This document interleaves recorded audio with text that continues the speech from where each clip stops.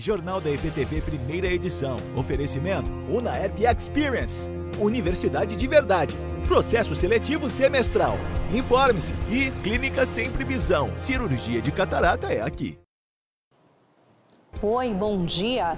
O dono do carro que arrastou um motociclista no Anel Viário Sul é um empresário conhecido de Ribeirão. Eliezer de Fraga Silveira se apresentou agora há pouco junto com um advogado. Ele trabalha no ramo de carros seminovos há mais de 20 anos. Agora, a polícia precisa confirmar se era ele quem dirigia na hora do acidente que matou o Regis Antonilo. Na Avenida Bandeirantes, mais um atropelamento com morte. E, de novo, o motorista fugiu. A vítima é um professor aposentado que estava de bicicleta. Você sabe como é feito um pão francês? Nós temos a receita e você vai conferir daqui a pouquinho no quadro Tamo Aí. É agora ao vivo aqui no EPTV1.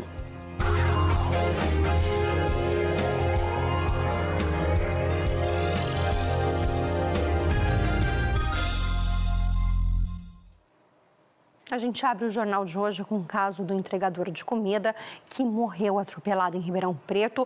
E lembrando, o motorista do carro fugiu sem prestar socorro. O dono desse carro, ele acaba de se apresentar para a polícia, foi hoje de manhã. E nesse momento a gente tem as imagens ao vivo, tá? Essas imagens que você está vendo são ao vivo. A gente vai conversar com o Murilo Badessa, porque ele é um empresário conhecido daqui de Ribeirão. Murilo.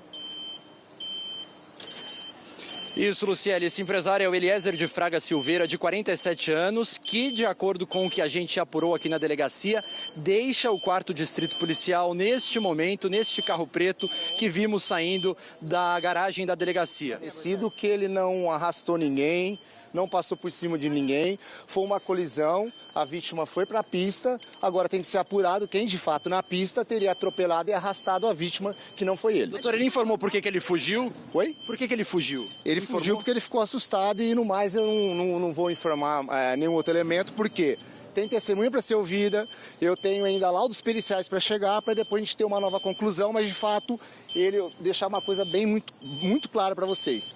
Ele não arrastou, ele não atropelou essa vítima que infelizmente veio a falecer. Agora tem que ser apurado de fato quem atropelou e arrastou. Com a colisão, a vítima foi para a pista. Tá ok? Doutor, e agora ele deixou a delegacia. Gente, mas ele deixou a delegacia, sem maiores informações agora. Obrigado, bom trabalho para vocês. Fechou, gente. Vocês viram aí ao vivo, no susto aqui da saída da delegacia, quem acabou de conversar comigo foi o Júlio Mocin, ele que é advogado, responsável pela defesa de Eliezer de Fraga Silveira, de 47 anos, que hoje se apresentou aqui na delegacia depois dessa semana de investigações em relação ao acidente que terminou com a morte de Regis Antonilo. Eliezer tem 47 anos e é do ramo de venda de carros seminovos há mais de 20 anos aqui em Ribeirão Preto. Ele é um dos donos da Matriz Veículos e agora, como vimos aqui na entrevista do Júlio Mocin, era ele quem dirigia o carro envolvido no acidente com o Regis Antonilo.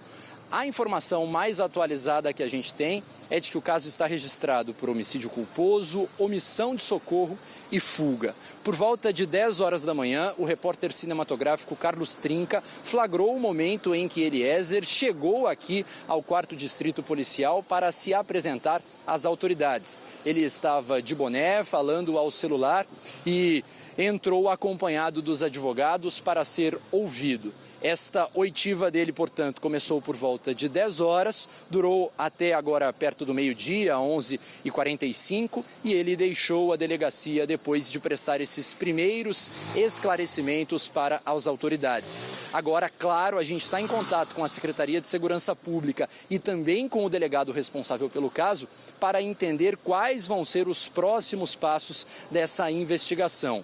Hoje, Eliezer, portanto, se apresentou e ontem, como revelamos no EPTV2, o carro usado no momento do atropelamento foi trazido para cá depois de ser encontrado em um galpão da Zona Norte de Ribeirão Preto. Se trata de um Kia Niro, um carro lançamento que não estava nem emplacado no dia em que aconteceu o acidente e o encontro do carro foi fundamental para a chegada até o nome do Eliezer, ele que agora se apresentou e é considerado um suspeito deste caso que terminou com a morte do entregador Regis Antonilo. Estamos acompanhando tudo aqui no fato, na hora em que acontece. Vimos o advogado saindo da delegacia depois desta oitiva acontecer, depois dele prestar esse primeiro depoimento e, como vimos, sair da delegacia. Por enquanto, a informação que temos é de que ele deve responder em liberdade.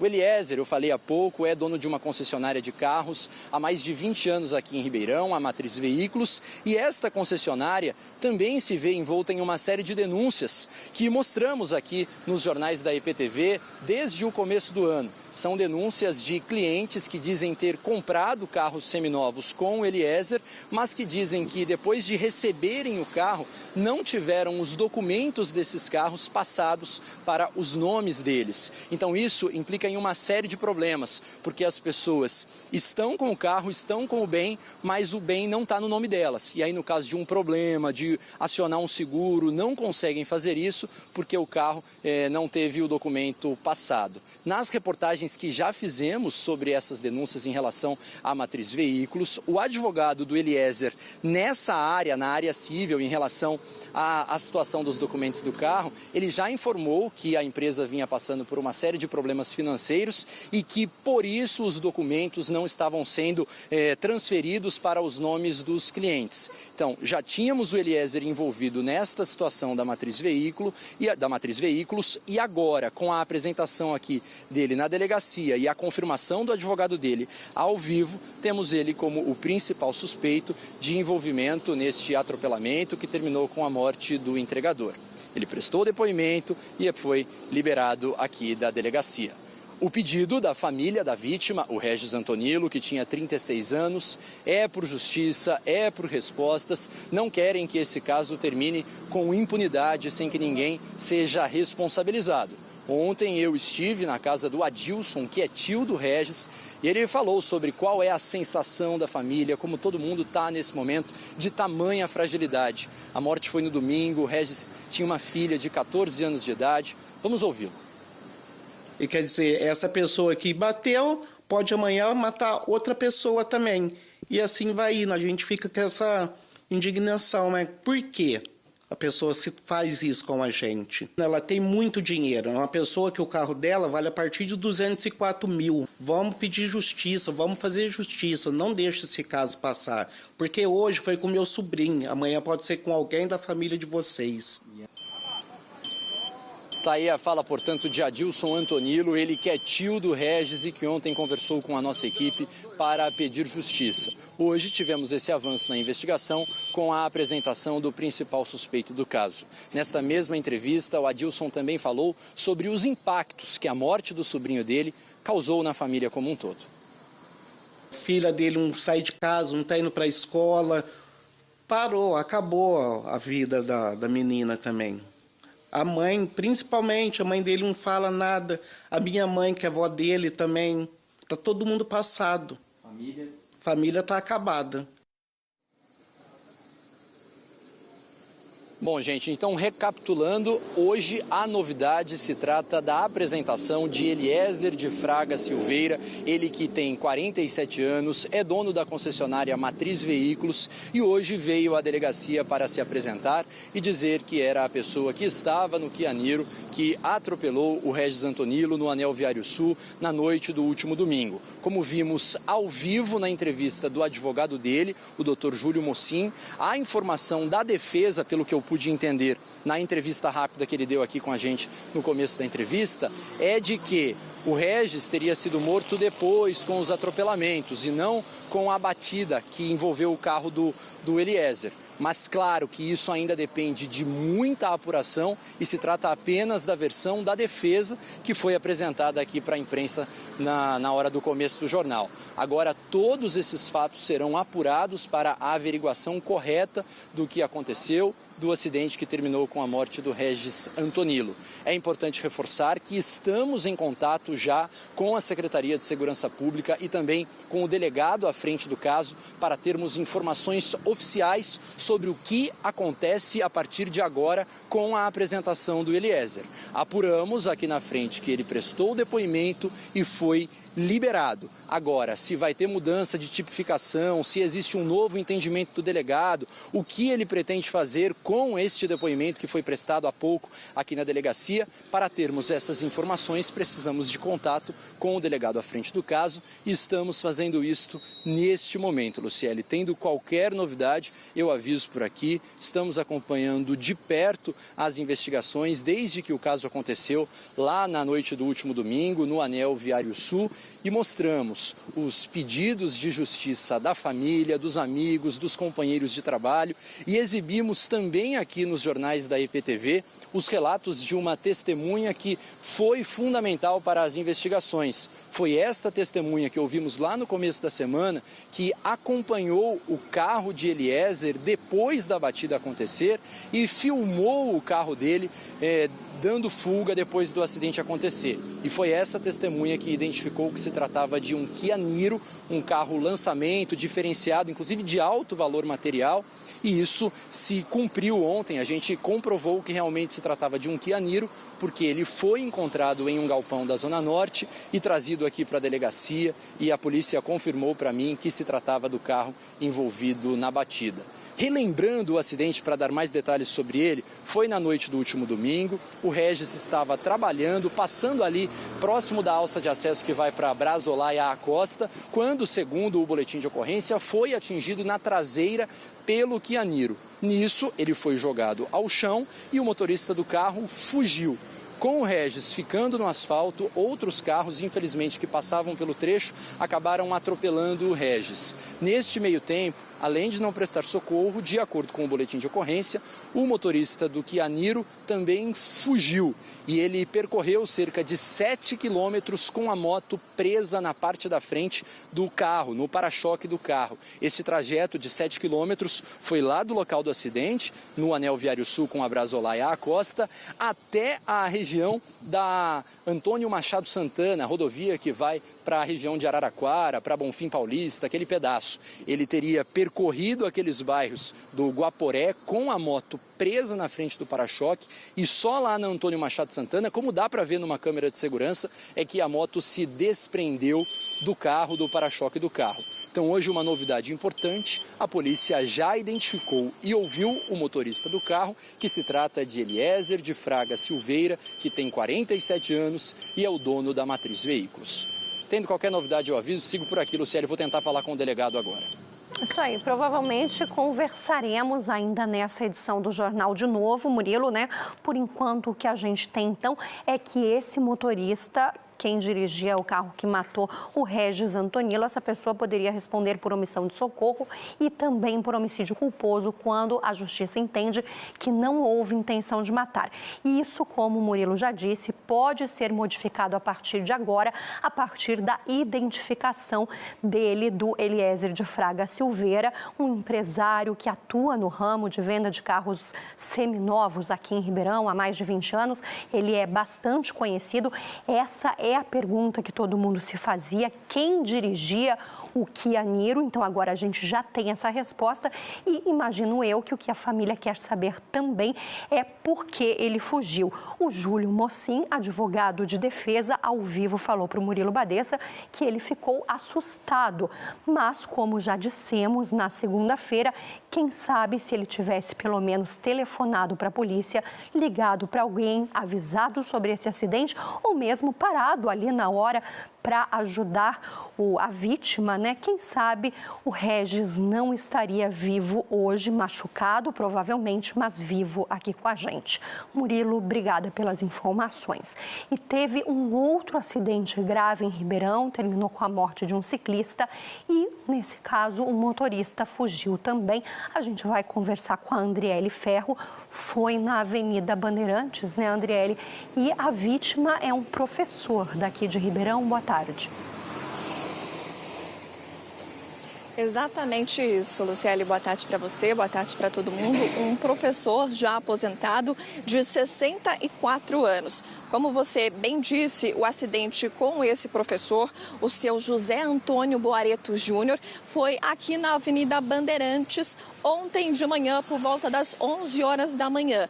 Ele estava de bicicleta indo em direção à região central da cidade quando foi atingido por um caminhão e o motorista, infelizmente, não parou para prestar socorro e nem para pedir ajuda para essa vítima. Uma testemunha que trabalha aqui na avenida como testemunha, ela me contou um pouco de como tudo aconteceu. Não gravou entrevista, mas deu mais detalhes. A gente vai explicar, eu e o Cacá Trovó, para situar todo mundo que está assistindo. A Avenida Bandeirantes, ela é a avenida que margeia a rodovia que vai para Sertãozinho. É uma avenida grande, bem extensa, vai praticamente até o centro de Ribeirão, pega um lado a Vila Virgínia e do outro lado o Monte Alegre. As informações dessa testemunha são de que o professor estava de bicicleta exatamente nesse sentido onde está passando a moto agora, aqui na faixa da direita. Estava indo para o centro quando um caminhão saiu ali do pontilhão que tem aqui perto, fez uma curva e acabou fechando esse ciclista. O caminhão fez exatamente o caminho que o carro preto está fazendo. Saiu ali do pontilhão, fez a curva e acabou atingindo o professor. O professor, ele teve na hora vários ferimentos, algumas fraturas graves. Ele chegou a ser levado para o Hospital das Clínicas aqui de Ribeirão, mas infelizmente ele não resistiu e ele morreu na madrugada de hoje. Eu conversei com um homem agora há pouco que ele estava ajudando no socorro. Ele não viu o acidente, mas ele conta que na hora que ele estava auxiliando os primeiros resgates ali com a vítima, o motorista do caminhão teria voltado para ver a situação, mas eles acharam que ele ia parar, só que ele não fez isso, continuou a fuga. E quem teria passado essa informação para ele de que era o motorista do caminhão que se envolveu nessa batida foi uma outra moça que estava aqui também ajudando no resgate. Vamos ouvir. Aí eu perguntei para a senhora, o casal do carro, né? Falei, o que aconteceu? Ela falou, foi o caminhão que passou em cima. Eu falei, cadê o caminhão? A hora que eu cheguei, né? Eu falei, cadê o caminhão? Aí o caminhão foi para lá, sentido centro. Aí me deu vontade de ir atrás. Aí eles falaram, não vai atrás não, que já foi o motoqueiro atrás. Entendeu? Já foi o motoqueiro atrás e tal, pegou a placa, mas ele... Tá. Aí eles falaram que o motoqueiro voltou, falando para eles que o caminhoneiro ia voltar. Entendeu? Até aí não voltou. Aí chegou a polícia e tal... Aí conversando lá, chegou o SAMU, né, para prestar socorro para o senhor e tal. E aí o caminhão voltou. Aí quando o caminhão voltou, a mulher conheceu o caminhão. Aí a mulher falou assim, é esse caminhão. Aí eu falei para ela, mas só tem certeza que é esse caminhão? Ela falou, não, tem certeza absoluta. Ela correu no meio da pista, olhou a traseira do caminhão, né, aquela placa de fora e tal. Aí eu falei, esse caminhão, sim, certeza absoluta. Aí a gente chamou a polícia, o policial estava lá, avisemos ele, falou, até mostramos com o dedo para ele. Falou, o caminhão é aquele lá, ó. Aí nisso o caminhão virou por baixo do pontilhão, entendeu? Aí a viatura, até chegar outro policial e tal, a viatura foi atrás. Mas disse que não pegou o caminhão, não sei por quê. O depoimento desse homem que conversou com a nossa equipe consta, inclusive, no boletim de ocorrência. E no histórico do boletim tem a informação passada por esse homem que o caminhão tinha placas de Novo Horizonte. Cidade na região de São José do Rio Preto, fica a mais ou menos 2 horas aqui da região de Ribeirão Preto. Vocês observam que essa região onde foi o acidente, ela não tem câmeras de segurança, não tem empresa, não tem comércio aqui que poderiam ter câmeras. Então a polícia está realmente se baseando nessa informação prestada por essa testemunha para tentar identificar o motorista. E esse motorista, ele pode, sempre reforçando aqui, ter problemas com a justiça, né, Luciele? Porque essa ação de fugir depois de uma batida de trânsito, ela configura 2 crimes, a omissão de socorro e também a fuga do local do acidente. Esse, só para a gente lembrar, é o segundo caso de atropelamento seguido de morte em menos de uma semana.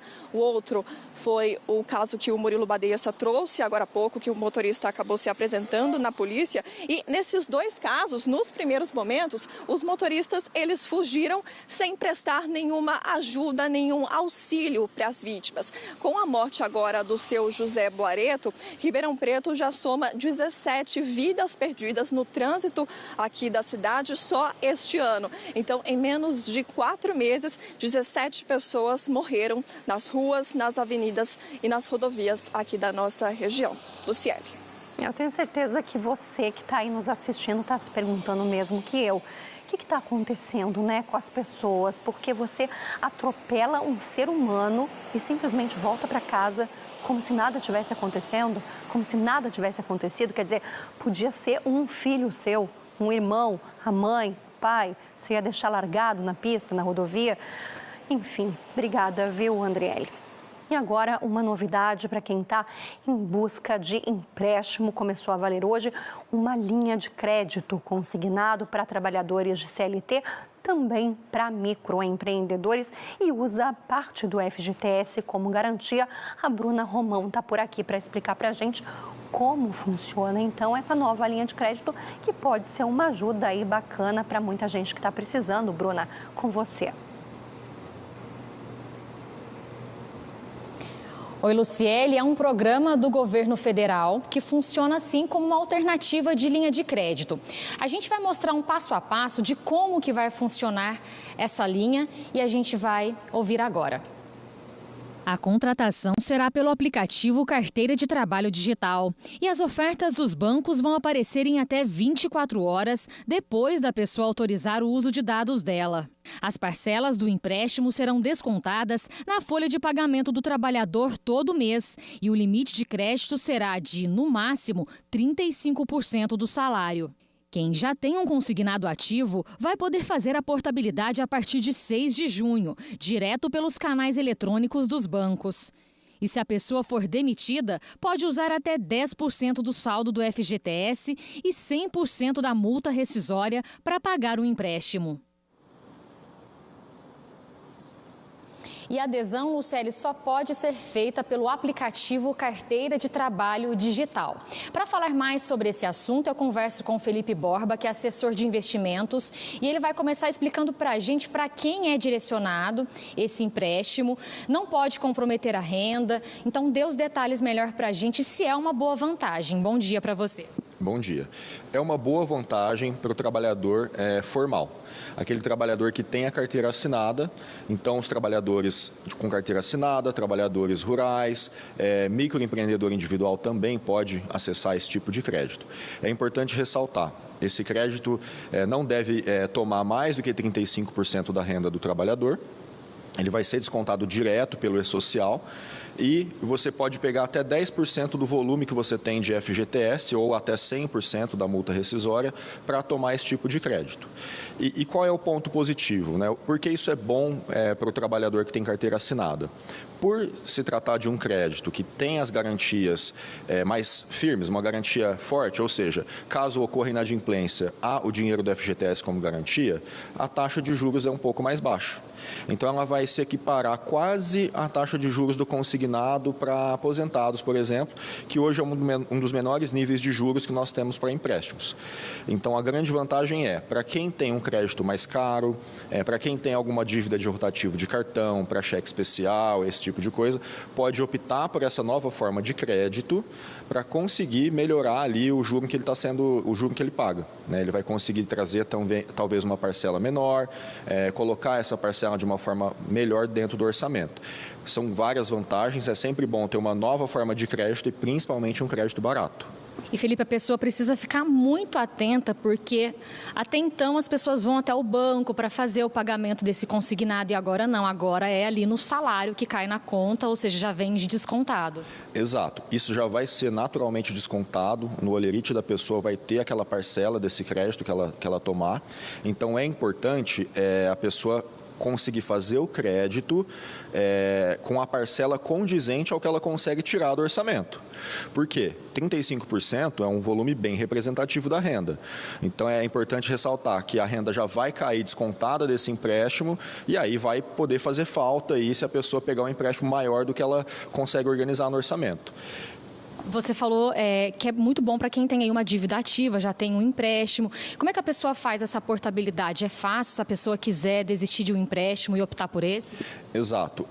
A portabilidade pode acontecer inclusive de um consignado que ela já tenha feito descontado em folha salarial.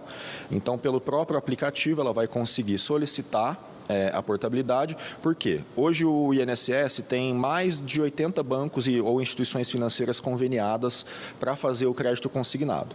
Todas essas instituições que já fazem o consignado também provavelmente vão aderir a essa nova modalidade de crédito, e aí às vezes a pessoa tem um empréstimo numa instituição X e ela vai ter diversas ofertas dessas 80 instituições para pagar um juro um pouco menor.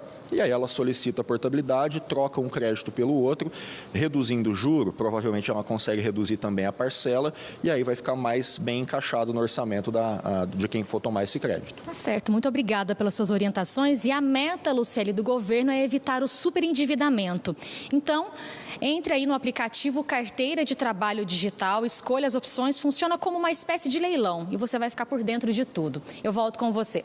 Muito bom, obrigada, viu, Bruna, pelas informações. Agora é hora de falar sobre o tempo aqui no Jornal. Sextou com sol e com calor, Isabela Diógenes, mas de manhã cedo estava mais fresco, não é verdade? Mandei até o meu filho para a escola de moletom, porque estava aquele ventinho fresco, só que agora vai esquentar.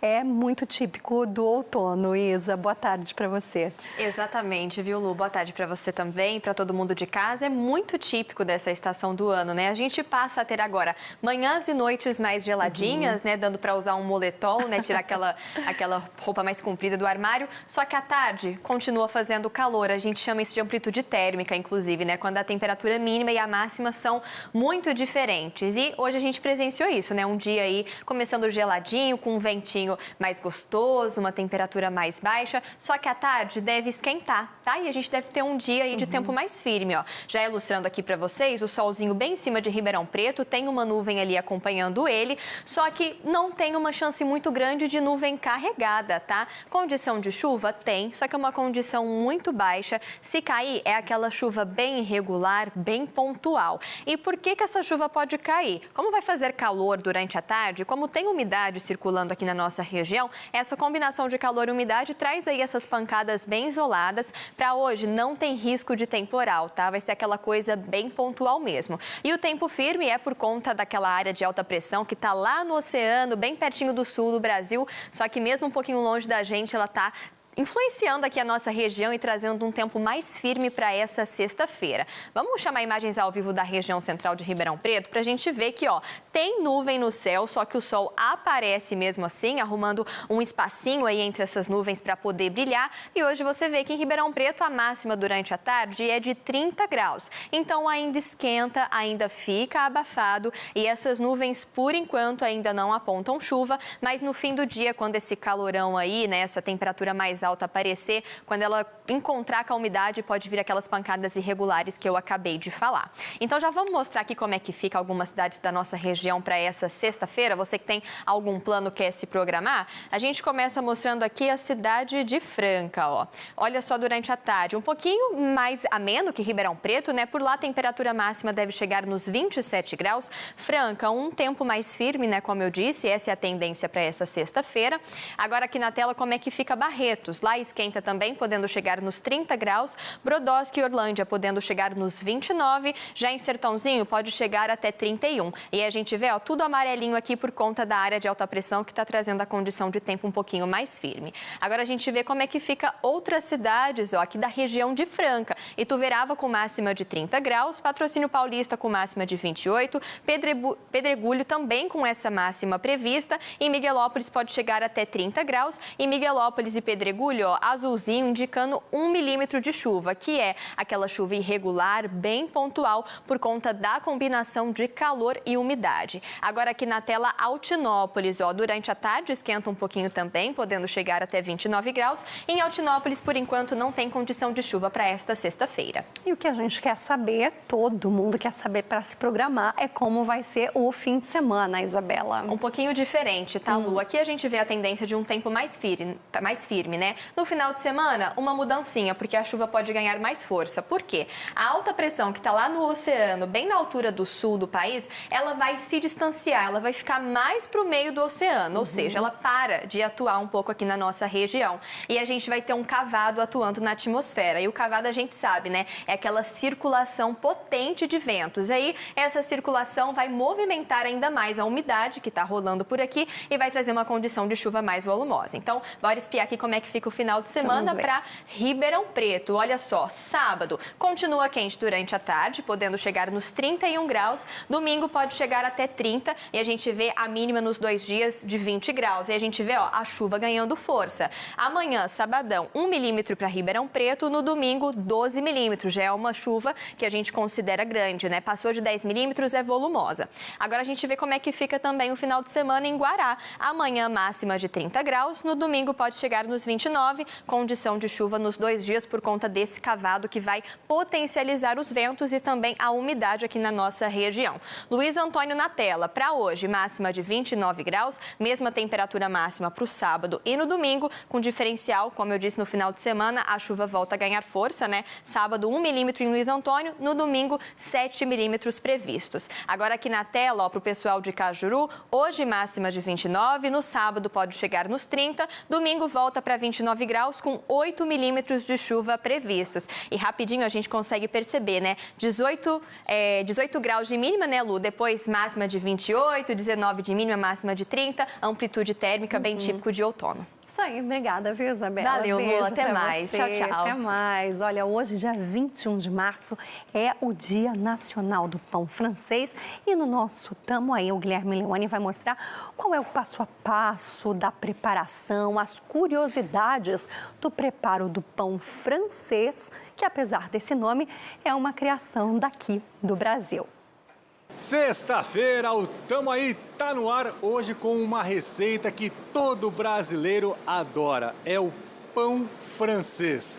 Hora do almoço, não dá para dispensar um pão francês, né? Na hora do almoço, no café da manhã, à tarde, não importa. O pãozinho combina com tudo. Nós estamos na cozinha da padaria, o movimento não para, todo mundo trabalhando, do lado de cá, do lado de lá, no forno, na batedeira. Tem gente para todo lado. Para ter o pão francês todo dia na padaria, a padaria tem que funcionar, a cozinha, 24 horas. 24 horas. Então, para poder atender o nosso cliente, que não deixa de comer todos os dias o principal pãozinho francês pela manhã, nós temos que ter uma produção 24 horas, tanto durante o dia, os profissionais que trabalham aqui, e no período da noite também. Ô Leandro, a receita que vocês têm aqui é uma receita bem antiga. Sim.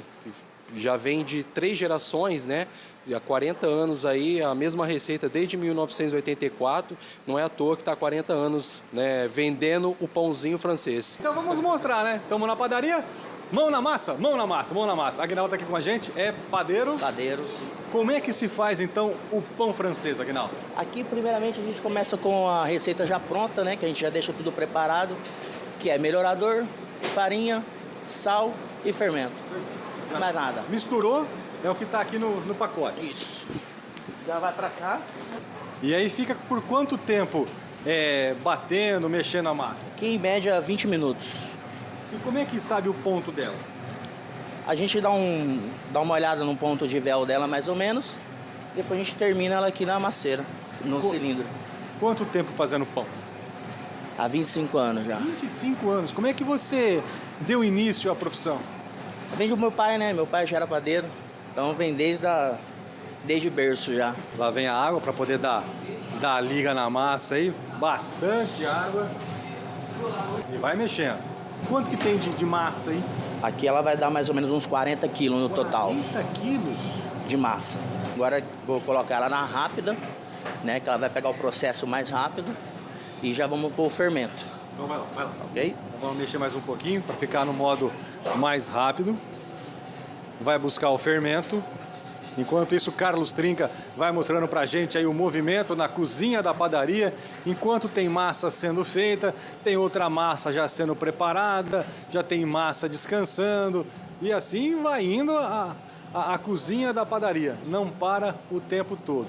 Tudo muito bem medido, né, Leandro? Tem que ter o controle certo para a receita não perder o material que foi usado. Sim, temos que seguir rigorosamente, né, os ingredientes para que a qualidade saia igual a todos os produtos da mesma forma. Todas as receitas iguais. Agora está indo o fermento, colocou o fermento ali e continua batendo. Continua batendo, né, seguindo o processo. Assim como ele falou, depois vai para a parte de cilindrar a massa, depois fermentação, modelagem, colocar nas telas e depois a fermentação. Esse passo a passo nós vamos mostrar daqui a pouquinho ao longo do Tamo Aí de hoje. Carlos Trinca vai para a batedeira enquanto a massa ela fica aí sendo batida. Daqui a pouquinho a gente volta já com uma outra etapa já do cilindro, que a massa vai sendo cada vez mais moldada para virar o pão francês. É daqui a pouquinho, tá dando fome já. E olha, tá rolando uma enquete lá no Instagram do jornalismo da EPTV com a seguinte pergunta: como você pede o pão francês quando você vai comprar? Como chama aí na sua cidade? É filão, pãozinho simplesmente, pão de sal? Entra lá no Insta então, deixa seu comentário contando pra gente.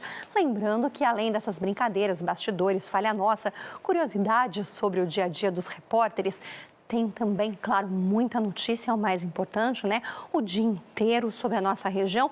Muitas delas exclusivas que não aparecem aqui ou aparecem primeiro no Instagram. Por exemplo, o vídeo hoje cedo do motorista que atropelou e matou uma pessoa no Anel Viário Sul, Regis Antonilo. A gente mostrou esse vídeo primeiro no Insta e depois aqui no jornal. Já começa a nos seguir então.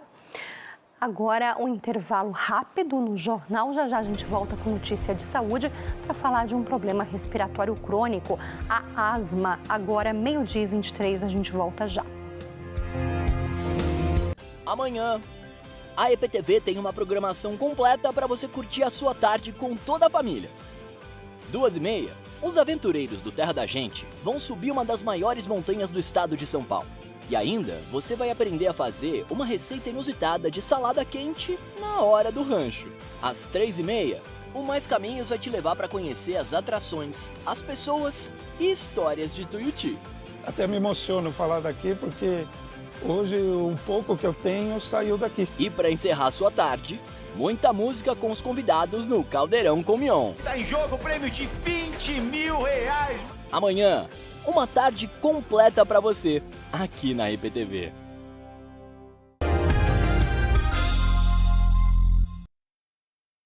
Agora, atenção, você que está fora do mercado de trabalho, precisando de emprego. Amanhã tem mutirão em Ribeirão com 1.500 vagas. Direto da redação da CBN, a Júlia Tress tem os detalhes. Esse é o primeiro mutirão do ano na cidade, viu, Luciele? Boa tarde para você, boa tarde para todo mundo que está aqui com a gente no EPTV1. São várias oportunidades para vários níveis de escolaridade. Essas vagas são para trabalhar em grandes empresas como rede de supermercados, também na área de construção civil, transporte, gastronomia e saúde. O evento é de graça e vai acontecer das 9 da manhã até as 4 horas da tarde na Cava do Bosque. Quem tiver, é importante levar várias cópias do currículo. As vagas disponíveis vão do ensino fundamental ao superior, incluindo oportunidades para as pessoas com deficiências. Os salários variam de R$ 1.500 até R$ 9.000. Quem participar do feirão também vai receber informações sobre cursos profissionalizantes de graça na cidade. É importante destacar que os recrutadores eles vão estar no local já para fazerem as entrevistas com os candidatos. Quem sabe já sai de lá contratado, né? É uma oportunidade para quem está desempregado e também para quem precisa uma recolocação profissional ou até para quem nunca trabalhou e está em busca, então, de um primeiro emprego. Reforçando, então, esse mutirão acontece amanhã, das 9 horas da manhã até as 4 horas da tarde, na Cava do Bosque. Boa sorte para quem for até lá, então. Tá dado o recado, viu, Luciele? Eu volto com você. Uma ótima oportunidade, Júlia. Obrigada. Agora, notícia de saúde. Vamos falar da asma, que é uma das doenças respiratórias crônicas mais comuns, mas o diagnóstico dela pode ser difícil de ser descoberto. Segundo os médicos, 7 a cada 10 pessoas com asma nem sequer sabem que, de fato, tem a doença. A gente vai agora juntos, então, vamos descobrir sobre a asma no quadro Faz Bem. Inspira. Expira. 8 anos, teve sua primeira crise de asma e precisou ficar internado. Foi de repente, assim, tava subindo para a igreja junto com a minha família e simplesmente começou a me dar muita falta de ar. Eu falei para minha mãe, na hora achou que era brincadeira minha, na hora que eu tava na igreja, eu falei assim, mãe, não tô conseguindo respirar, minha garganta tá fechando. Aí eu desmaiei e a hora que eu acordei eu tava no hospital tomando soro na veia com máscara de oxigênio, porque eu não conseguia respirar sozinho. fiquei uma semana internado, direto tomando soro e com máscara de oxigênio, que eu não estava conseguindo respirar. Quando eu saí, já comecei a fazer o tratamento direto. Foram 5 anos de tratamento para ele conseguir controlar a asma. Foi bem difícil, porque meu pulmão estava chiando demais, tinha muito catarro grudado no meu pulmão. E isso é muito perigoso, né? Porque pode dificultar eu a respirar. Eu usava 2 bombinhas, tinha uma bombinha que era quando eu tinha uma falta de ar mais forte, que aí eu levava ela na escola, porque qualquer coisinha que eu fizesse eu tinha que usar aquela bombinha, senão eu passava muito mal. E tinha uma outra que eu utilizei 3 vezes no dia, eu usava 3 vezes no dia. Asma, na pneumologia, é uma doença extremamente complexa, porque ela compromete todas as faixas etárias e a origem dela está na genética da pessoa. Você precisa ter uma combinação de suscetibilidade genética mais exposição a fatores do ambiente. Dentro dos nossos pulmões existem pequenos tubos chamados brônquios. É através deles que o ar passa. Em uma pessoa saudável, esses tubos são largos e deixam o ar entrar e sair com facilidade. Mas em uma pessoa com asma, esses tubos são mais sensíveis e reagem de forma exagerada a poeira, fumaça, ar frio ou cheiros fortes. Quando a asma ataca, 3 coisas acontecem dentro do corpo ao mesmo tempo. Primeiro, os brônquios ficam inflamados, como se inchassem por dentro, deixando o espaço mais estreito. Depois, eles começam a produzir muito muco, uma secreção espessa que pode obstruir esses canais. Por fim, os músculos ao redor desses tubos se contraem e apertam os brônquios, dificultando ainda mais a passagem do ar. E aí, quanto mais tempo ela fica ativa, mais intensa ela fica, e aí chega num ponto onde as pessoas começam a manifestar sintomas mais intensos. Tosse, chiado no peito, falta de ar, às vezes uma sensação de aperto no peito. Cerca de 70% dos pacientes asmáticos nem sabem que têm asma. Daqueles que sabem ser asmáticos e fazem tratamento, só 20% está bem controlado mesmo. O restante está achando que está controlado porque usa alguma medicação de forma indiscriminada.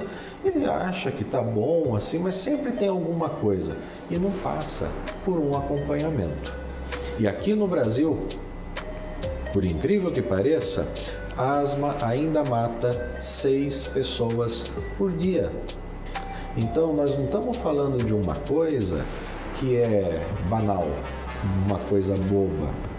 A gente está falando de um quadro grave de saúde pública, inclusive. O médico explica que alguns exames específicos podem ajudar a identificar a doença. No adulto, quando você desconfia da possibilidade de asma, você tem exames específicos, né? O exame se chama espirometria, que consegue determinar a capacidade que o pulmão da pessoa tem e se existe mesmo alterações que identifiquem a asma. Na criança mais nova, com menos de 7, 6 anos de idade, ela não consegue fazer esse exame. Então você tem que fazer uma suposição clínica, né? Fazer um histórico dessa criança, ver os antecedentes, saber como que é a situação em casa para tentar compreender o ambiente que essa criança tem, para saber se isso pode ter causado o início das manifestações.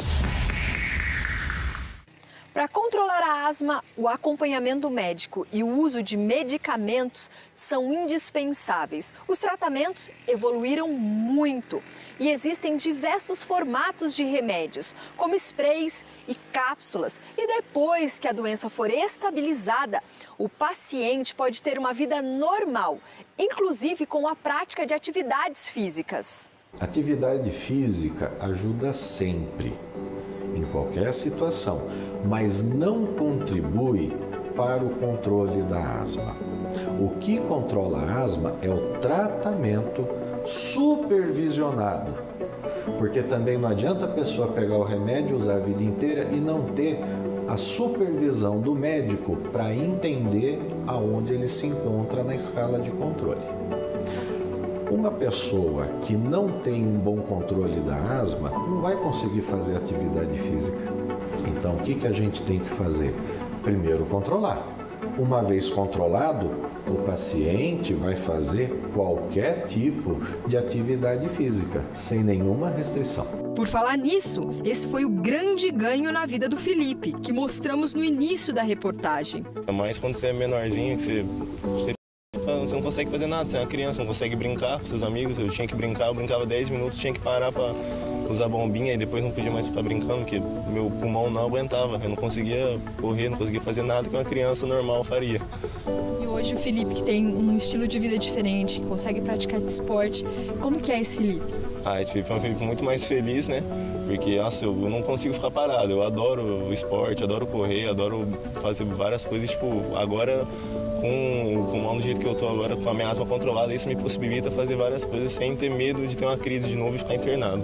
Ganhou qualidade de vida depois do esporte? Com certeza, nossa, muita qualidade. O esporte salvou minha vida demais.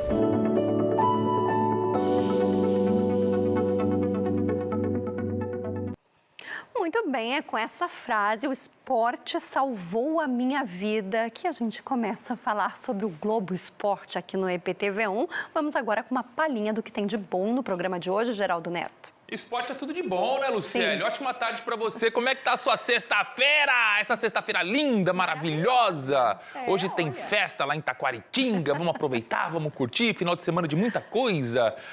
Que felicidade. Felicidade é estar com vocês também, viu? Daqui a pouquinho no Globo Esporte. Sempre empolgadão o Geraldinho aqui.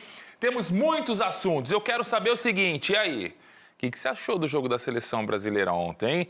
O Brasilzão venceu na última gota de suor. Vini Júnior fez o gol da vitória, 2-1, e o Brasil deu uma boa respirada, pelo menos por enquanto, nas eliminatórias da Copa do Mundo. E é claro que a gente vai trazer todos os detalhes da vitória do Brasilzão, 2-1. Não foi aquele futebol que a gente está acostumado, por sinal faz tempo que a seleção brasileira não joga aquele futebol que a gente está acostumado, mas pelo menos ontem venceu e agora enfrenta a Argentina, lá na Argentina. Pensa num jogo que vai ser complicado demais, mas por enquanto vamos curtir essa vitória, saborear. 2-1 para cima da Colômbia, um bom time, o time colombiano, e o Brasilzão conseguiu vencer. Nós vamos trazer todos os detalhes para vocês. Vamos falar também de Série 3, porque amanhã começam as quartas de final da Série 3 do Campeonato Paulista. Aqui na nossa região nós temos Sertãozinho e Atlético Monte Azul. Ontem nós mostramos o técnico do Sertãozinho, carioca, já passou pela região, inclusive por Taquaritinga, foi bem demais. E hoje é a vez do Atlético Monte Azul, que tem um cara lá matador, tá fazendo gol à beça. Gui Salles, a Karen Meneguin e o Fábio Júnior foram até a minha querida Monte Azul Paulista conversar com o artilheiro da equipe para saber, né, quais são as previsões do time que foi o melhor nessa primeira fase da Série 3 do Campeonato Paulista. Agora enfrenta o Itapirense nesse primeiro jogo, né? É Itapirense mesmo, se eu não come bola aqui? Bom, se eu errei, o pessoal assopra no meu ouvido aqui e me fala. Se eu errei também, eu já conserto no Globo Esporte. Enfim, o Monte Azul vai fazer o primeiro jogo fora de casa e o Gui Salles, artilheiro do time, bateu um papo com a Karen Meneguin. Eu vou falar uma coisa para vocês. Ele tem uma estratégia, um conceito de estratégia antes de entrar no campo. Sabe qual é? Eu conto daqui a pouquinho no nosso Globo Esporte. E tem muito mais coisa para você curtir junto comigo nessa sexta-feira maravilhosa. Eu falei para vocês, sexta-feira de festa, domingão eu vou no encontro de carro antigo, final de semana recheado de coisa e eu tô feliz demais. Então é isso. 13h, o Geraldinho aqui encontra todos vocês no nosso Globo Esporte e não pode faltar simpatias. Grande Luciele Dona. Gostei da elegância hoje, hein? Look, tá aprovado, meu Garbo amigo. e elegância, Obrigada, muito bem, viu? terninho, bonitinha, show de Aí. bola. Beijo pra você. O Geraldo Neto falou que a sexta-feira tá recheada e que delícia, um pão francês recheado com requeijão, manteiguinha, com presunto, queijo, mortadela. Hoje a gente tá te contando um pouquinho sobre como é o bastidor da preparação do pão francês, porque é o Dia Nacional do Pãozinho. É o nosso Tamo Aí com Guilherme Leone. Estamos de volta com o Tamo Aí na primeira edição do Jornal da EPTV, mostrando os preparativos, como é que é feito um pão francês. Nós mostramos na primeira participação a massa indo para a batedeira com o Aguinaldo. Esse é o ponto ideal para parar a batedeira. Isso, agora vai para o cilindro. O que indica que ela tá boa? Aqui na hora que você tem uma média de 20 minutos, de 15 a 20 minutos batendo, você já sabe que ela... Porque o ponto a gente dá ali no cilindro. Então vamos lá. Vai parar a batedeira. Parou. Agora tem que tirar toda a massa. Conta aí o passo a passo pra gente. Agora a gente tira de pedaços, né?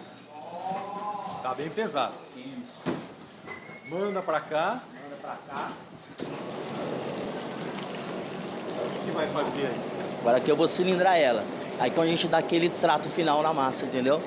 Onde você deixa ela no ponto pra divisora. Homogênea, por exemplo. Exato. Ó, tô falando bonito aqui. Isso, exatamente. E vai ficando cada vez mais pesado. Vai colocando mais farinha. Vai abrindo a massa. A palavra certa é abrir a massa, sovar a massa. Sovar a massa, né? E essa massa que você fez aí, Aguinaldo, dá para quantos pães, por exemplo? Aqui é na média de 500 a 600 pães. E quantos pães vocês costumam fazer por dia? É na média de 6 a 7 mil. É bastante coisa, de 6 a 7 mil pães. Ô, Aguinaldo, o que você agora... Você deixa a massa aqui parada, o que acontece com ela? Aqui ela já vai pro cilindro já. Já vai pro cilindro, pro outro lado ali. O plástico é para proteger da umidade. É, para não ressecar, né? A sua parte termina aqui. Isso. Agora começa a sua. Exato. O que você vai fazer aqui? Aqui nós vamos dividir a massa, passar pela modeladora e ela faz o processo de dividir o tamanho que você precisa. Você quer o pão francês, ela vai dividir no tamanho que você regula aqui. Mas pegou a época que era tudo bem manual. Não, antigamente sofria mais. Sofria mais. A modernidade veio para ajudar a gente aí. A modernidade é fantástica, né? Fantástico, fantástico. Olha lá, já vai esticando a massa. Aqui estica. Na banda. A gente regula o tamanho, exato. Num simples processo mecanizado, ele passa aí e sai enroladinho aqui. Ah lá, pronto, chegou. E aí todos eles saem do mesmo tamanho. Sim, sai no mesmo tamanho, tamanho padrão. Aí você coloca aí nessa... É esteira? Isso, esteira. Chama esteira. Esteira. Coloca no armário. Coloca no armário. E aí quanto tempo fica ali no armário descansando? Em média umas 4 horas. Até o crescimento para poder assar. Os pães estão desse tamanho aí no armário, eles vão ficar descansando. Daqui a pouco a gente volta para mostrar como é que esse pão vai ficar. Qual é o tamanho desses pães que estão na esteira indo para o armário. Será que vão crescer ou vão ficar do mesmo tamanho? A gente conta daqui a pouquinho. É o Tamo Aí especial Pão Francês. Muito bem, vamos para mais um intervalo e já a gente volta com as dicas de música, de teatro no fim de semana aqui na nossa região, com destaque para o show de Capital Inicial em comemoração aos 25 anos do disco acústico, agora 12:45.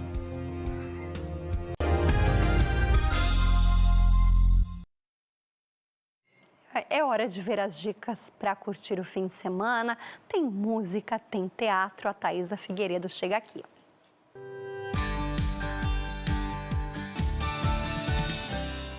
Oi, gente! Assim como eu, muita gente conheceu o som do Capital Inicial lá no ano 2000 por causa desse disco aqui, o Acústico MTV. E até hoje, os mais novinhos são apresentados à banda por meio desse trabalho. E não é que o Capital Inicial resolveu sair em turnê para comemorar esses bons tempos? Fala aí, Dinho. E aí, meus amigos da EPTV, beleza? Eu sou o de Ouro Preto, do Capital Inicial, e a gente está indo tocar o Acústico 25 anos em Ribeirão Preto, no dia 22 de março, na Arena Nicknet. O protagonismo do rock and roll de Brasília ressurgiu há 25 anos graças à repercussão do DVD. O projeto contou, inclusive, com a participação de uma figura muito conhecida de Ribeirão Preto, o Kiko Zambianchi, como o Dinho já disse. Entre tantos sucessos, primeiros erros, se um dia eu pudesse ver, tudo que vai, hoje é o dia. E a minha favorita, Natasha. O show é amanhã às 9 da noite no estádio do Botafogo, em Ribeirão Preto. Falando em ilustre conterrâneo, Fredson Walker mostra toda a sua intimidade com blues no show em Franca.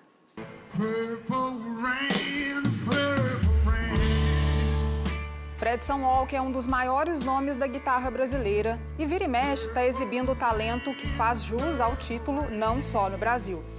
Ele já rodou os Estados Unidos, a Europa, já abriu shows para lendas como Buddy Guy, Little Jim King e Eric Gales. Em 2022, foi aclamado pelo público e pela crítica especializada durante uma turnê lá nos States.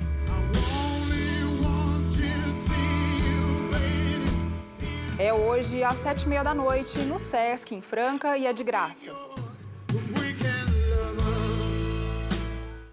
Que tal uma noite com um mix de ritmos que vai do samba rock à black music? Essa é a proposta da banda Nego Dito.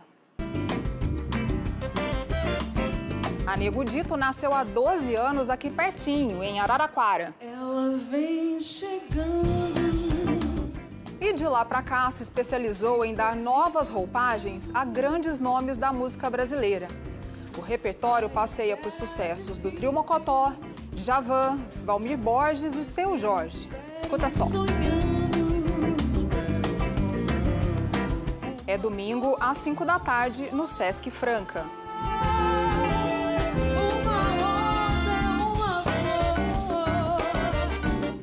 Pode parecer exagero, mas você já parou para pensar que o excesso de tecnologia pode estar deixando a gente menos inteligente? Vocês esperam quem? Um homem ideal? Quem é o homem ideal? O cara simpático, educado, que abaixa a tampa do vaso. O humorista Diogo Portugal apresenta o show Burrice Artificial. É que entre uma piada e outra, ele mostra como a tecnologia nos ajuda e nos atrapalha ao mesmo tempo. Por exemplo, lá na minha época de escola, todo mundo recorria à biblioteca para pesquisar. E hoje é só conversar com o celular que a resposta está pronta. Será que estamos ficando preguiçosos? Essa comédia é amanhã às 8 da noite no Teatro Municipal de Ribeirão Preto. E alô, galera de Bebedouro, o Diogo Portugal se apresenta aí no domingo às 7 da noite. Dá para acreditar que um ator espertalhão conseguiu enganar uma cidade inteira e ainda entrou para o bando do Lampião?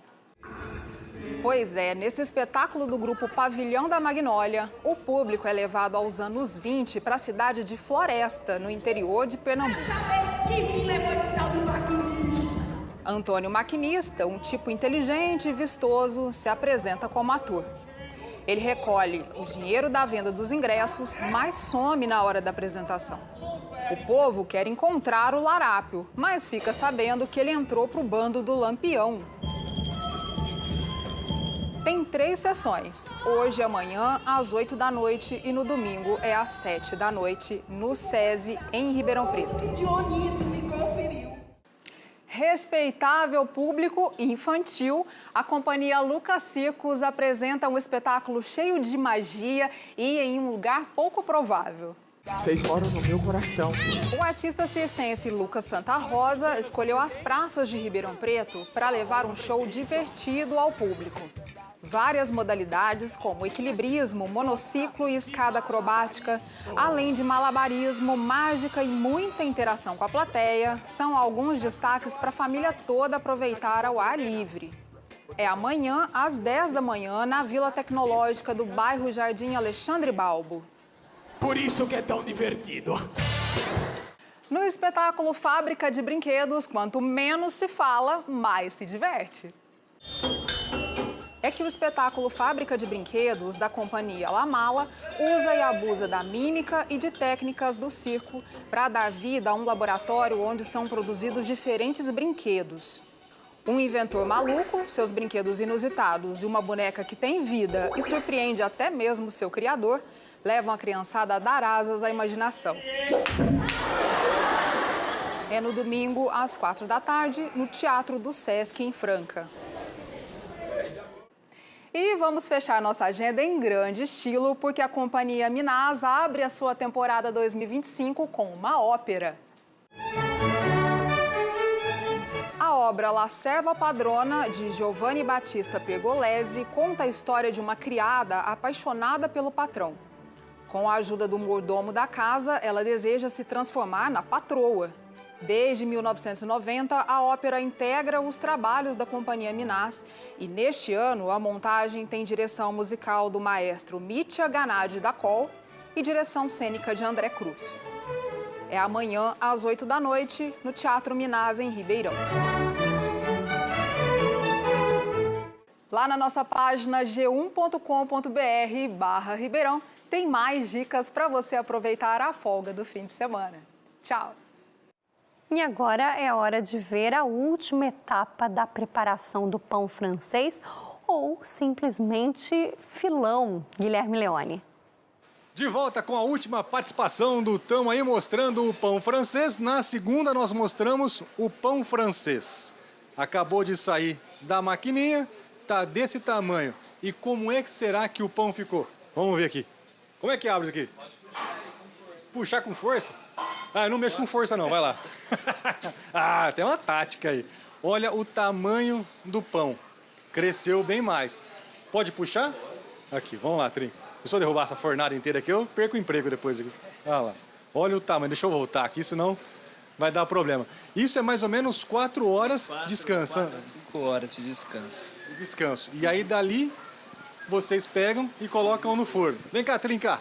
Oba, tá bom? Beleza? O forninho tá ali. Trinca. Vamos lá. Ô, Thiago, quanto tempo fica no forno? Em média de 12 a 13 minutos. E a temperatura? 210 graus. Nossa, é bem quente. Eu tô me sentindo um pão aqui. Olha lá o pãozinho. O pãozinho acabou de sair do forno. Tá maravilhoso. Ai, saiu. Foi embora. Foi embora. Um detalhe interessante, como é que faz esse risquinho no pão? A gente tem uma lâmina que a gente mesmo que corta e prepara e passa nos pães. É prático. Aí são 2 cortes. Isso. Por que 2? É estética, para ficar mais bonito. Esse a máquina não faz. Esse não, essa é a máquina humana, né? Esse é o manual mesmo. Tem padeiro que faz um risquinho, tem padeiro que faz 2. Tem gente até que faz 3. Sim. E aí? Mas aqui é o filete? O nosso padrão é 2 cortes. 2 pães. Olha lá, enquanto faz aqui, tem mais pão saindo de lá. Vamos encerrando por aqui. Tiago, muito obrigado.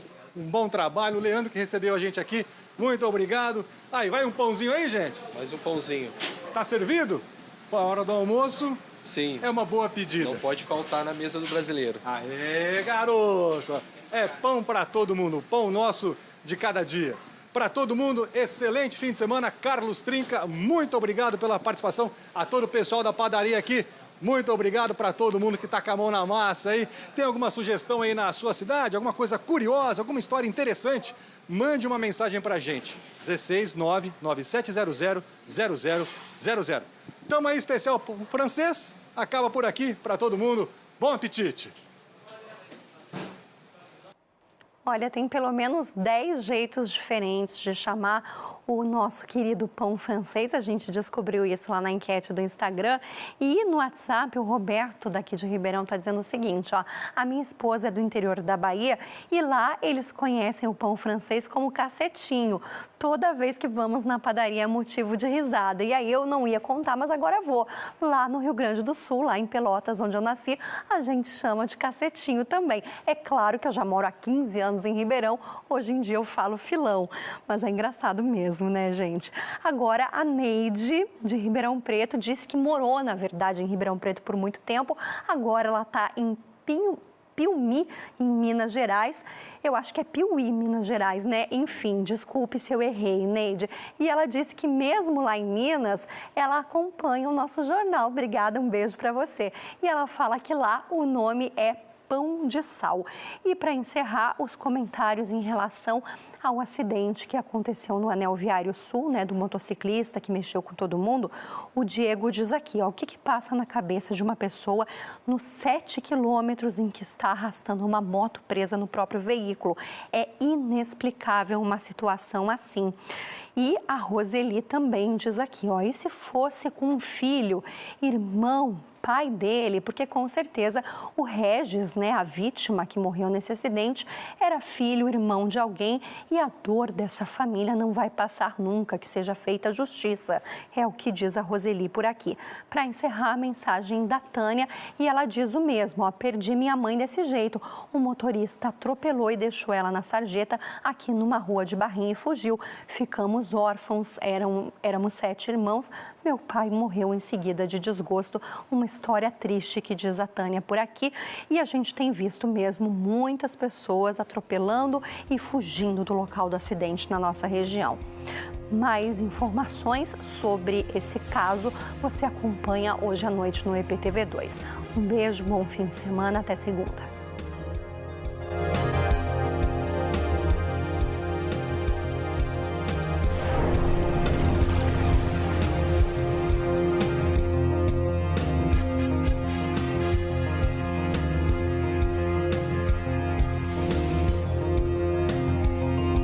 Jornal da EPTV, primeira edição. Oferecimento Unaerp Experience.